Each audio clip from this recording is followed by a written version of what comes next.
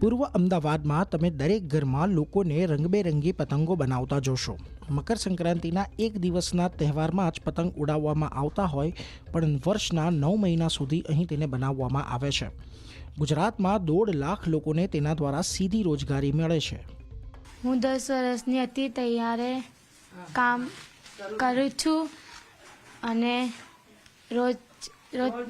રોજની 300, 300, 400 કમાવે છે. પતંગ સાદા કાગળ, પોલિએસ્ટર પેપર, મેટલ પેપરમાંથી બનાવવામાં આવે છે. પતંગને વાંસની લાકડી સાથે જોડવામાં આવે છે. 12.5 થી લઈને 52 ઇંચ સુધીના પતંગો સૌથી વધુ વેચાય છે. એક પતંગ છૂટકમાં 2 થી 20 રૂપિયામાં ઉપલબ્ધ છે. ચોમાસા સિવાય ખુલ્લા મેદાનોમાં પણ દોર બનાવવામાં આવે છે અને અસંગઠિત ક્ષેત્રમાં પતંગ દોરીનો વાર્ષિક વ્યવસાય 650 થી 750 કરોડનો છે. પહેલાં સાદા પતંગ ચડતા હતા, હમણાં વેરાયટી આવી ગઈ છે.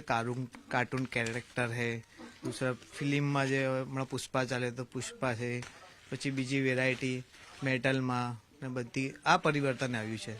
રોજગારીમાં અહીંયા જો વસ્તી છે ત્યાં ઘરે ઘરે આ કામ થાય છે ને અહીંયાની લેડીઝો બહુ ખુશ છે કે ઘરમાં કામ કરવું સારું, કંઈ જવું નહીં પડે છે એમને.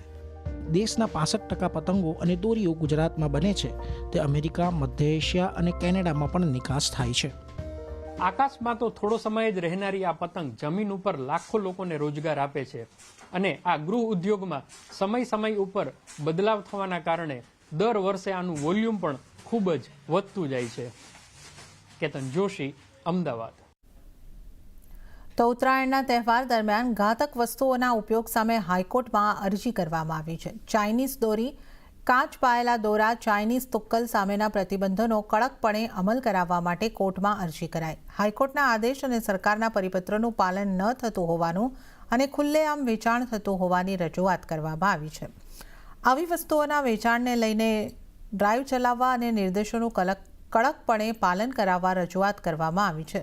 ત્યારે આ મામલે હાઈકોર્ટે મહત્વનું અવલોકન કર્યું. 4 મહાના ગૃહમાં ગૃહ વિભાગના નિર્દેશોના પાલનમાં કરાયેલી કાર્યવાહીનો રિપોર્ટ રજૂ કરવાનો આદેશ કર્યો છે.